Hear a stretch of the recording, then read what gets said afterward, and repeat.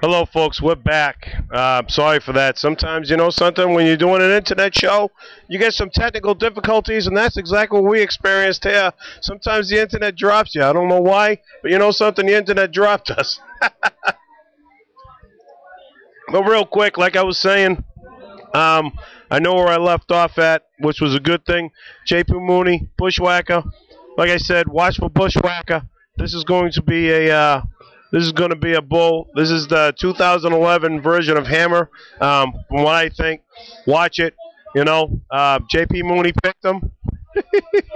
You know, hey, he wanted to get up there. He was sixth in the standings for the weekend. You know something, and it's like I said, you play it safe or you ride. He wanted to ride. He wanted to go all out, and you know something, Bushwhacker took it to him. So you gotta, you know, hey, hats off to Bushwhacker. You know something, JP Mooney becomes the 14th straight rider that he bucks off. Now, when I was saying earlier, I don't know if I was off by then, but McKinnon Wembley, he needed a 90.25. He got on the back of mobandy.com. He got knocked. I'm sorry, I did it again. Bull Hill was the next rider, and he was on the best ever. And he came right out of the chute. His leg hits the chute. He goes backwards. Keith, you want to join me again in the seat over here, because we're gonna probably redo this. I don't know if this was on taken on the air, but because you did the injury report earlier, he bucked off the bull. He hits the chute with his leg. He goes back, falls off the bull. The bull comes down on top of him. Now, he was stepped on earlier, so he has a hurt leg from an earlier event, but he gets knocked out. His leg goes back almost to his face. He has the early report was he has a couple torn ligaments into the leg and the right leg, and some dislocated ribs. So, I mean, you know, you were saying about the leg and the bull. Yeah, you know, when we were watching it, you know, my feeling was that he was probably lucky that his leg was in that way when that bull came down. And obviously it seemed like the bull might have felt that against him or whatever. But whatever it was, you know, the leg took the brunt of that fall. The bull was able to keep himself away from his body. But, yeah, if he had fell on him, it would have been a real nasty injury. He would probably have been looking at a lot more time out. And then we see the next ride, which is McKinnon Wembley. Now, McKinnon Wembley, I'm starting to like this kid, and unfortunately, I think he's going to be out for a while also. McKinnon Wembley needed a 90.25 to get into first place. This bull, mobandy.com, could have given him this ride, could have given him the 90 he needed.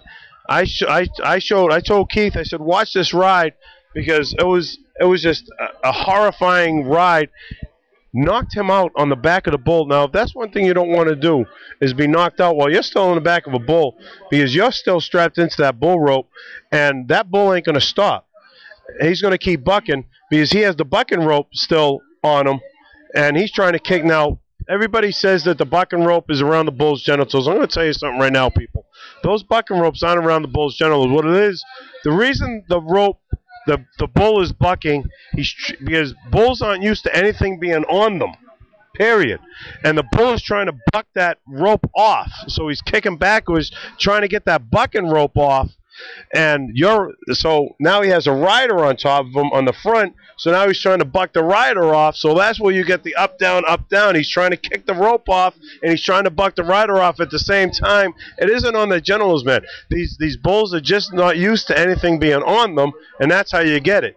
So, I mean, you know, you people out there, all you Peter and you tree hugging, I love animal people. I'm tired of seeing you people out there at these bull riding events. All right? So anyway, mobandy.com. He gets McKinnon Wembley gets knocked out on the back of this bull, Keith. The early report said he suffered a concussion upon impact. But you know something?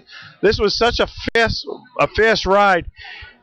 He hits the bull, hits the bull's head, the back of the bull with his face. The helmet comes off. His protective helmet comes flying off. And then he hits the back of the bull again with his bare face. And, you know, it was just it was bad to watch in fast motion, and then they showed it again in slow motion. It was just 10 times worse. Yeah, I mean, just to be hit one time, then hit that second time is just going to put a jar through your body. I mean, like I said, these guys, my heart goes out to these guys because it's a tough sport, So both riders carried out of the arena. They're both admitted into the hospital. They're going to be getting some work done in the hospital, so they're not going to leave. They probably won't be leaving California tonight. So we wish the best to those two riders and their families. We wish them the best also, because you know something, it looks like they might not be coming back for at least a couple weeks, maybe a couple months. I got a quick question for you. I'm looking over on their website, and they're showing the tally for the weekend and the standings for the weekend, and I'm trying to figure out the total dollars for the weekend, or is that for the season so far? Because I'm looking at that and I'm thinking, if that's for the weekend, that's not I may want to strap up. Yeah, these are weekend results. These are You're number one guy. That's his total points for the weekend, and that's what he cleared for the weekend. Hold on, let me make sure. Because I get the no. Hold on a second. I'm a rider. No, these are. Is this tonight's? Yeah. That's his. That's what he made tonight. That's what he made tonight. That's what he made tonight. Yeah. Because you're leader for the weekend. It was about 32,000. Yeah, right? $39,225 for the weekend. Yeah, that's what he made for the house. 946 points. He's the winner of this weekend's. And you know, here you guys with your injuries. You know, Monty, he's still taking home $6,000. Ronaldo Nunes, he's taking home $4,000. So I mean, I'm strapping up. I'll buy my the Praxton. a lot of that $6,000 though. Unfortunately, a lot of that $6,000 is going to go to some ultrasounds and you know that's what your sponsors are for, man. Let them pay your medical bills. That's my pocket change. But anyway, we're not like I said, we're not laughing at these guys. We wish them the best. Once again, I just want to remind you people that you are watching When the Dust Settles. That was the name I came up with. I figured, bull riding, dirt, the dust has to settle sometime. So When the Dust Settles, it's the after event show. It's brought to you by, we're over here at the Pisces Lounge, and 820 Main Street, right here in the city of Brockton. And I'm also with this is an affiliate of Sports Page with Joe O'Neill. You know something, and this is my way of showing the PBR that, you know something, there are fans out here in Massachusetts, and it's a real shame that you don't come to Worcester anymore. And some of us are a little upset about that, and you don't come out here as much, but we'll get into that at some other time. Right now, we're going to the next rider, the third rider, Stormy Wing, who won last night. Gets on the back of Pit Boss. He only needed an 87.75 to get into first place. He gets bucked off. 3.22 seconds on Pit Boss. Pit Boss, a very ranked bull, and I'm going to tell you what, man. It was a tough ride. It was a tough ride. You could see that he wasn't on center. It was throwing him around a little bit. So it was a tough ride. You can see it. He ends up finishing off the night in fourth place anyway. I mean, so he ends up bringing home some good change. But you come from winning the night prior, being in first place going into tonight, and it's disappointing. Then you got Savannah Alves on the back of Hawaiian Ivory. Now, I haven't heard of this bull, Hawaiian Ivory, but I saw the ride, and I saw the bull bucking. And I'm going to tell you what, this bull caught some crazy air. And Savannah Alves rode him like a champ. I'm going to tell you right now, man, all he had to do was ride the bull he only had to do a complete ride. He only had to stand the bull for 8 seconds to end up getting first place. Not only did he ride the bull for the complete 8 seconds, but he scored 91.25.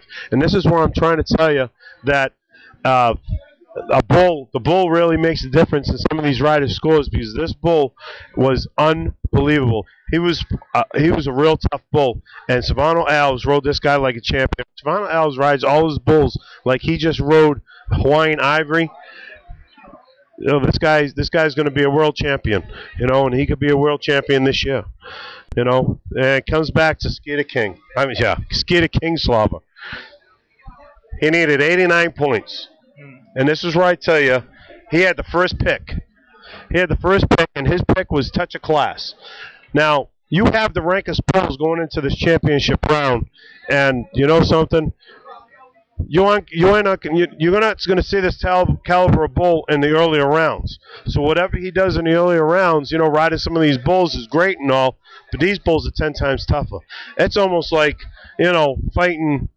I don't know. You go. You're an MMA guy. You come over here and you fight Joe Cavey. Yeah, and then all of a sudden you have to fight Joe Lozon the next night. You know what I'm saying? That's how different these bulls are. These are the Joe Lozons of the PBR. So he needed an 89 points or better to take first place from Savano Alves. Touch of Glass gives him an 88.50. 88.50. Comes home, second place. So your top 5 for the night comes out like that. And you know something? It's funny because if you look, well, you probably can't see it, but I had Skeeter Kingslava winning until I saw the score.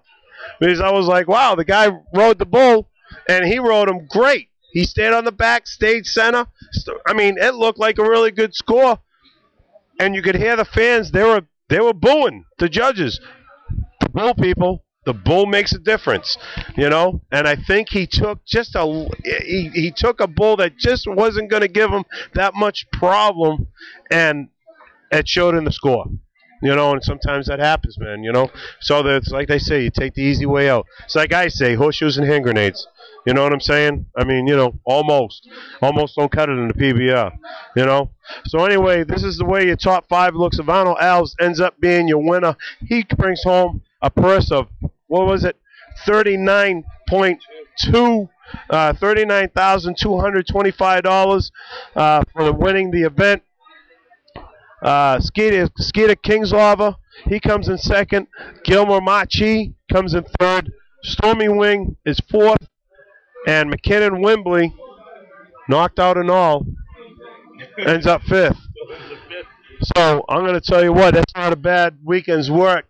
Once again, we're coming from you live from the Pisces Lounge. This is our time. We're going to be getting out of here. It was nice talking with. It was nice being on the air with you all. Remember, next week the PBR is going to Indianapolis for the Jack Daniels Invitational. That's going to be a Saturday, Sunday event. So we're going to be we're going to be doing the after show. Hopefully here from Pisces Lounge if his internet keeps, doesn't knock us off again. But this is Z-Man with Sinister One. We're going to be leaving from the Pisces Lounge here in Brockton, Massachusetts. This is for you football fans out there, your Super Bowl matchup is the Green Bay Packers, no surprise, and the Pittsburgh Steelers, which if you watched Wednesday's sports page, I called in and I picked these two teams to be in the Super Bowl. So there's no surprise there. They're going to be in Dallas. Oh, speaking of Dallas, the PBR is also going to Dallas in February. For the Dickies Iron Cowboy 2 Invitational, February 19th. But like I said, next week, they're going to be in Indianapolis, Indiana, and it's going to be the Jack Daniels Invitational. And we'll be broadcasting live here from the Pisces Lounge at the Saturday, and then we'll do the weekend recap like we did today. That Sunday, hopefully Sinister One will be able to come out and sit with me, and like I said, we'll give you everything you need to know. This has been the I keep forgetting the name of my own show. This has been when the dust settles. This has been when the dust settles. I'm Z-Man. He's Sinister One. We'll see you. All right, take care. What do I hit first? Record.